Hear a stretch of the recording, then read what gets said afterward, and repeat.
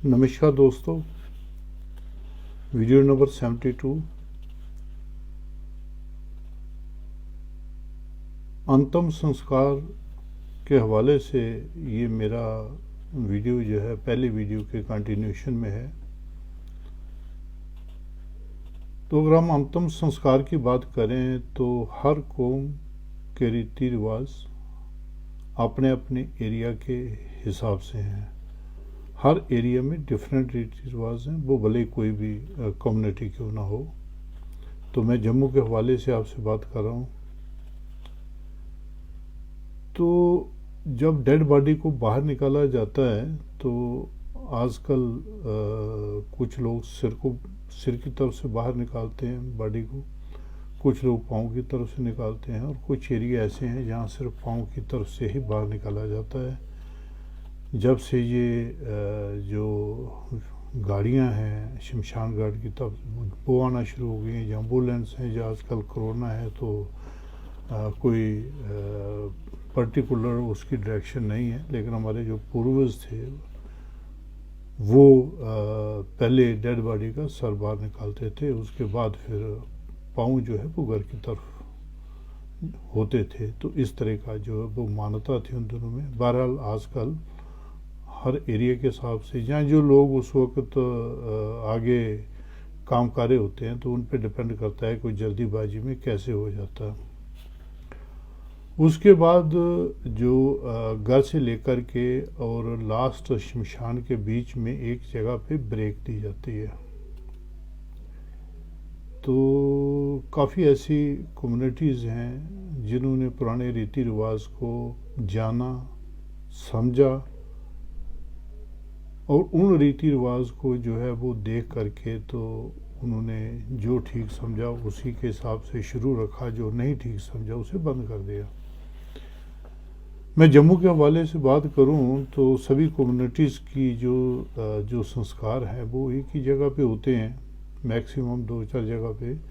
तो वहाँ पे भी दो तरह के सिस्टम हैं। कुछ लोग वहाँ एक ब्रेक देते हैं जा कर के, और कुछ लोग सीधा वहाँ जा कर के दर्शनों के लिए रखते हैं, और उसके बाद उसे चिखा के ऊपर जो है वो चिता के ऊपर रख के उसका संस्कार कर दिया जाता है। तो मैं जम्मू के हिसाब से अगर आपसे बात करूं तो यहाँ पे घर से लेकर के और फाइनल जो चिता पे बॉडी को रखना है उसके पहले जो है वो एक ब्रेक दी जाती है। तो वहाँ पे जो है ना वो एक पानी का मटका जो है वो फोड़ा जाता है। ये तकरीबन सभी एरियाज़ में है। अगर मैं बचपन की बात करूं तो वहाँ पे जब डेड बॉडी को रखा जाता था उस जगह पे, तो जितने लोग होते थे तो उसमें पत्थर पड़े होते थे, वो लोग पत्थर मारते थे उस पर।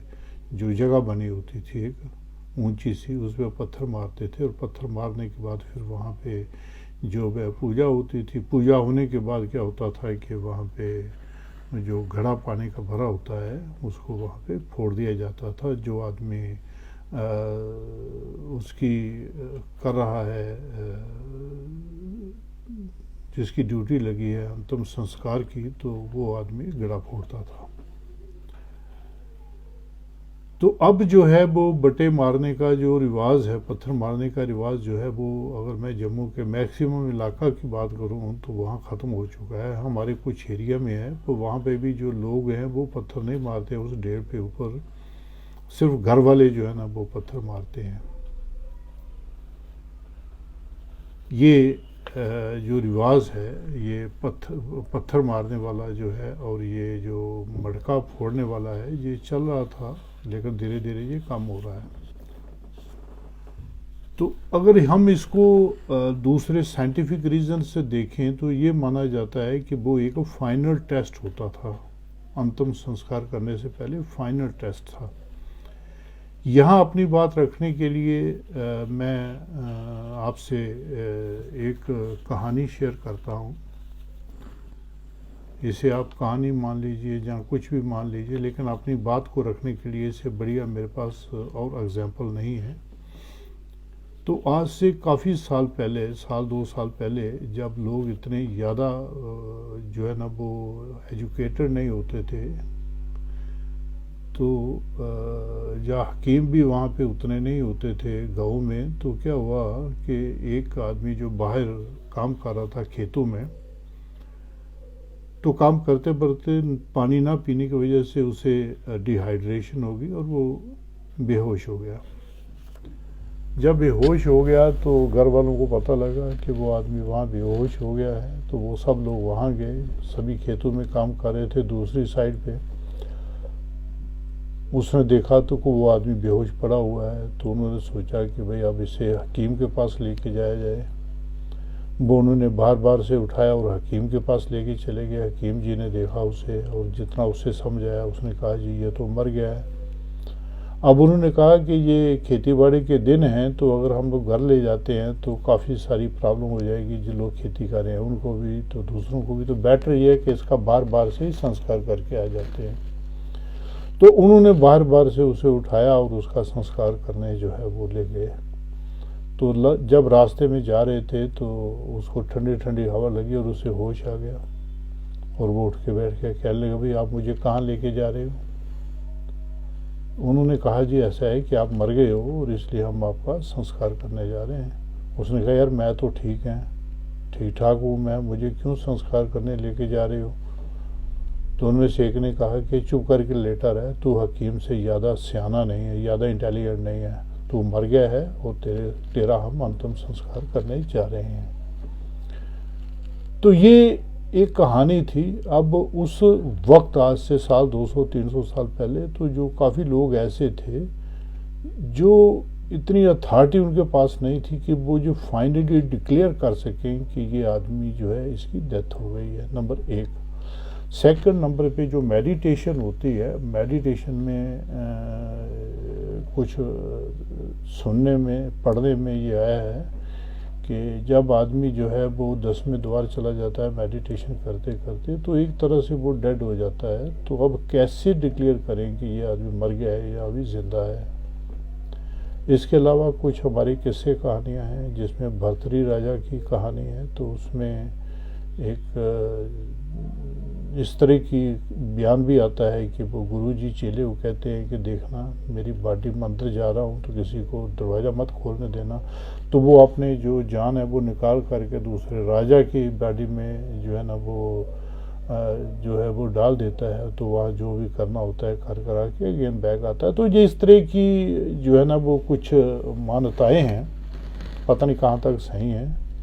आजकल तो हमारे पास डॉक्टर हैं और जो है वो काफ़ी लोग इंटेलिजेंट है, उन्हें पता है कि भाई पल्स को टच करना है, हार्ट बीट को टच करना है, वगैरह वगैरह जो भी है।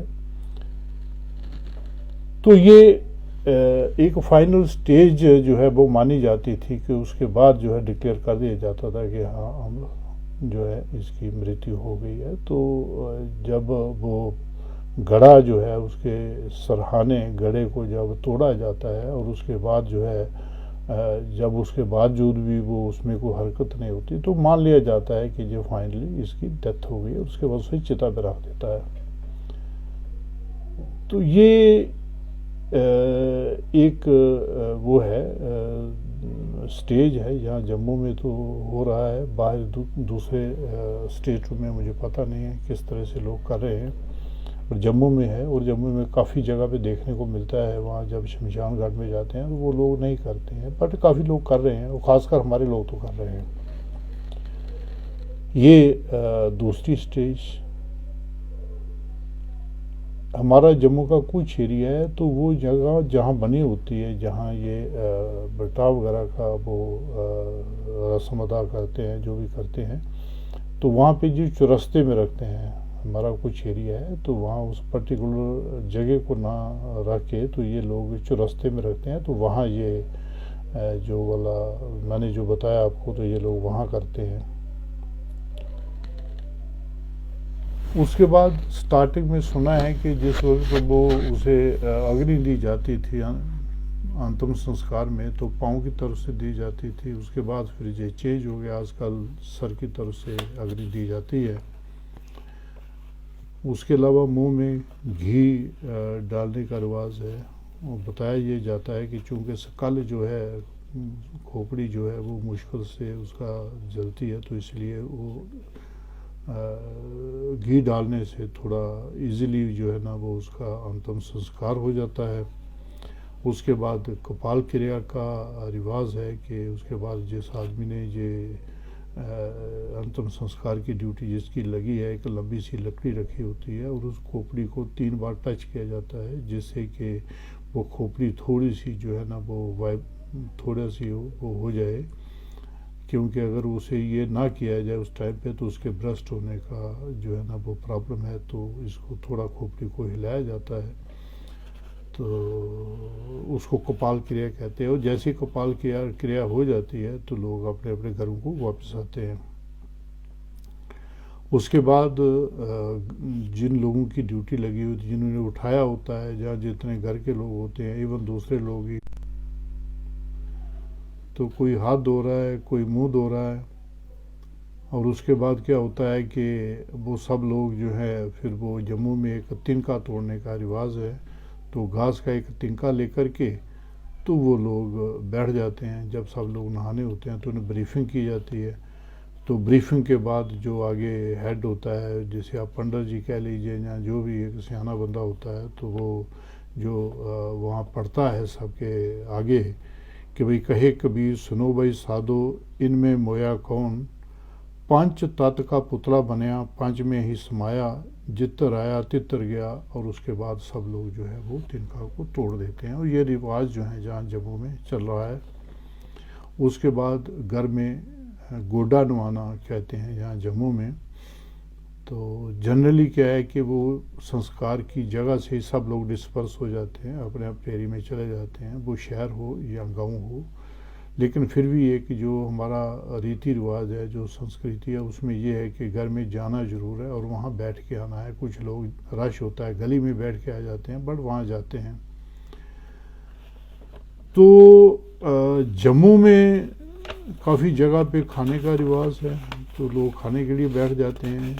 और काफ़ी लोग जो है वो खाना बना भी हो तो नहीं खाते हैं। तो अगर मैं हरियाणा की मंडी डावली के हिसाब से जाऊं तो वहाँ नमक रखा होता है, तो वो लोग थोड़ा सा नमक लेके मुंह में डालते हैं और उसके बाद चले आते हैं। ये क्यों नमक खाते हैं, क्या वजह उसकी, ये तो कुछ ना कुछ उसकी वजह रही होगी।